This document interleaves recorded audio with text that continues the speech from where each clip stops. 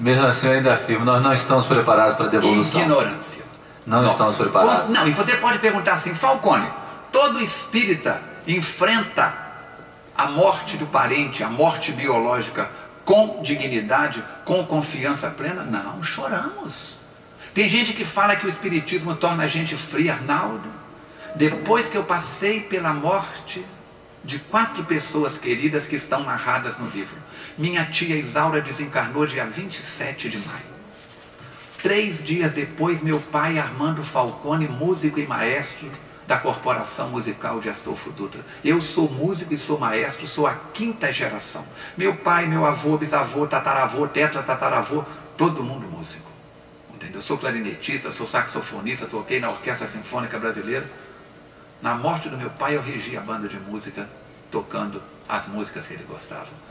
21 dias depois, a morte da minha mãe, Dona Maria Caruso Falcone, conhecida como Lourdes Falcone e Astolfo Dutra. E no mês de agosto, a morte da esposa com quem eu convivi 27 anos. Tudo mesmo ano. Tudo um atrás do outro. De lá para cá, eu choro com frequência. Virei uma manteiga derretida. Só de tocar no assunto, as lágrimas vêm. Aí uma voz muda. Não estou fazendo teatro, não. Eu vejo hoje a morte de cada parente, de cada amigo. A morte dos animais de estimação com outros olhos. Por quê? Sensibiliza a gente. Os amigos espirituais dizem, os espíritos dizem, viva o dia de hoje como se fosse o primeiro. E sendo o primeiro dia da sua vida, merece ser vivido com dignidade. Viva o dia de hoje como se fosse o último. E sendo o último, merece ser vivido com dignidade. Diga mais vezes, ouvinte, aos seus entes queridos, eu te amo, você é importante na minha vida. Não deixe para amanhã o gesto de perdão, o gesto de carinho. Faça as pazes com seu desafeto. É Jesus de Nazaré quem diz, aproveita enquanto está a caminho com teu desafeto e reconcilia-te com ele. Ninguém é teu inimigo. O que te perturbou não foi a palavra que a pessoa falou, não foi o gesto que a pessoa fez. O que nos perturba, Arnaldo, não é a morte do parente, não é a ofensa do vizinho, é o que nós fazemos com aquilo que nos acontece. Eu te chamar de bonito, eu te chamar de feio, Arnaldo, é a minha opinião. Agora, o que você vai fazer com isso? É isso que te perturba. Então não é porque mamãe morreu, não é porque papai morreu, não é porque dona Cátia morreu. Tem gente que briga com Deus. Por que Deus fez isso comigo? Deus não faz isso com a gente. Só morre o que é morrível. Acabei de inventar uma palavra. Neologismo. Né? Neologismo. Só morre o que é morrível. Aí você vai dizer, mas a pedra não morre. Morre. Põe dinamite nela e explode para você ver. O vento desgasta a pedra. Os grãos de areia do deserto do Saara foram pedra um dia. Foram transformados em grãos de areia pelo processo da erosão. Então, os amigos espirituais estão sempre a dizer, aproveita o dia de hoje. Faça do dia de hoje o dia da sua reconciliação. Deus não está contra você. A vida não está contra você. Ao invés de perguntar o que eu quero fazer da minha vida, pergunta o que a vida quer fazer de mim. Quando foi te dada a oportunidade de estar atrás desse microfone uma vez por semana, ou 6 dias na semana, ou uma vez por mês, seja como for, usa isso com dignidade. Paulo de Tarso dizia na carta aos Tessalonicenses, transformemo-nos em cartas vivas do Evangelho, por onde passar, deixemos pegadas de luz, mostrando a direção que conduz até Jesus. Abra a boca e fale um palavrão. Você está sendo instrumento do seu lado sem luz, do seu lado treva, a ausência de luz. Abra a boca e faça um elogio. Você está usando o seu livre-arbítrio para dignificar. Sejamos o mensageiro da esperança, sejamos o mensageiro da paz. Nunca houve na terra, Arnaldo, tanta gente trabalhando pelo bem da coletividade. Hoje nós temos a lei da infância, da juventude, da terceira idade, trabalhando pela recuperação dos rios, das florestas. Nunca houve tanta gente empenhada no bem. Mas o que vende, querido, é o escândalo. O que vende é a notícia carniça. O que você faz do seu programa? Um programa à luz. Você está sendo instrumento de Deus. Dá para entender?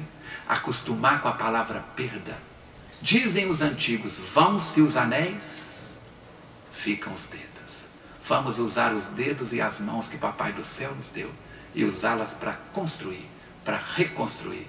As pedras que encontrares no caminho, dizia Confúcio, recolhe-as, não para construir muros que te afastem dos teus vizinhos, mas para construir pontes. Estamos na terra para construirmos pontes. Não tem mais a minha religião, o meu Deus, o meu partido político. A terra virou uma aldeia global, Arnaldo. Antigamente, ia-se fazer experiência atômica lá no atol de Mururoa. Hoje está provado que quando você explode uma bomba atômica, polui o planeta todo. A interdependência. O mal que você faz mal para você. Joana de Ângeles diz, o mal que me faz mal não é o mal que me fazem, é o mal que eu faço. O bem que me faz bem não é o bem que me fazem, é o bem que eu faço. Está aí Divaldo Pereira Franco, 85 anos, 3 paradas cardíacas, mais de 200 livros psicografados. O Paulo do século XX viaja pelo planeta Terra todo. O pessoal acha que a gente quando viaja faz turismo. Eu estive 6 dias em Dubai. Não tive tempo para visitar nada. Compromisso com Jesus de manhã, de tarde e de noite. Eu passei perto de alguns dos prédios famosos de Dubai, deslocando de um núcleo espírita para outro núcleo espírita. Eu não fui a Dubai fazer turismo. O Divaldo diz, viajei o planeta inteiro. Nunca fui num teatro, nunca fui numa ópera. Eu viajo a serviço do Cristo. Não somos turistas. Enfrentar aeroporto, enfrentar 14 horas de avião. Então vamos trabalhar, vamos fazer o bem. Agora as pedradas vêm. Só se atiram pedras em árvores que produzem frutos. Vamos trabalhar. Professora Zélia, uma pergunta que você gostaria de fazer para o Armando. Aproveitando a fala do Armando, Paulo de Tarso tem uma frase também que ele diz que nós estamos rodeados Sim. por uma nuvem de testemunhas. A visão espírita deste conceito de Paulo, quando você traz para nós esse conceito de morte como sendo vida, o que seria essa nuvem de testemunhas? Voltando à palavra ignorante. Ignorante é aquele que desconhece determinado assunto. Vários companheiros de diversas religiões dizem que Allan Kardec inventou a mediunidade. Que Allan Kardec inventou a influência dos espíritos na nossa vida. Quem fala isso está agindo com palavras de ignorância. Ou não conhece e está falando do que não conhece, ou conhece e está distorcendo para poder justificar o comportamento que tem. A mediunidade, os espíritos, a influência dos espíritos na nossa vida estão em todas as culturas, em todos os continentes, em todas as religiões. Quer uma prova disso? Eu estive em Dubai agora. Qual que é o livro sagrado do mundo cristão, Arnaldo? Qual que é o livro sagrado dos cristãos? A Bíblia. Muito bem. Qual que é o livro sagrado do povo judeu? Eu acabei de falar, o Torá. O livro Torá. Qual que é o livro sagrado dos muçulmanos? Você sabe qual que é?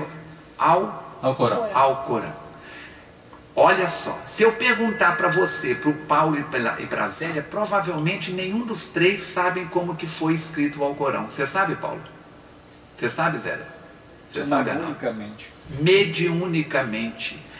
Maomé era analfabeto, pastor de cabras, mas ele começa a ouvir vozes, essas vozes de espíritos, e lá diz o nome dos espíritos, que eu não vou falar quem é aqui, para você poder, pelo nome da curiosidade, buscar, nem que seja no Google.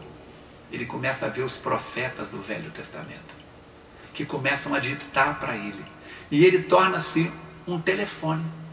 Ele começa a falar, e como ele começa a falar de coisas que todo mundo entende, aqueles que sabem escrever começam a anotar, os escribas. Então o livro do Alcorão É um livro mediúnico de fio a pavio. Maomé está sendo médium, ouvindo as vozes dos espíritos, falando, tornando-se médium, como Kardec vai classificar no livro dos médiums. Médium audiente. E os escribas é que escrevem. Maomé nasceu analfabeto, morreu analfabeto. Então o livro dos muçulmanos é um livro ditado pela nuvem de testemunhas que nos cercam. Quando Paulo de Tarso diz nas suas cartas que nuvens de testemunhas nos observam, ele está usando isso. Ele que era médium, ele que via os espíritos, ele que via o mundo espiritual, ele está dizendo, nós estamos cercados por essa espiritualidade. O túmulo não é o fim de nada, é a porta de entrada para a vida espiritual. E Jesus, por mais que fosse um super mega Jesus, não tem braço para cuidar de todo mundo da terra.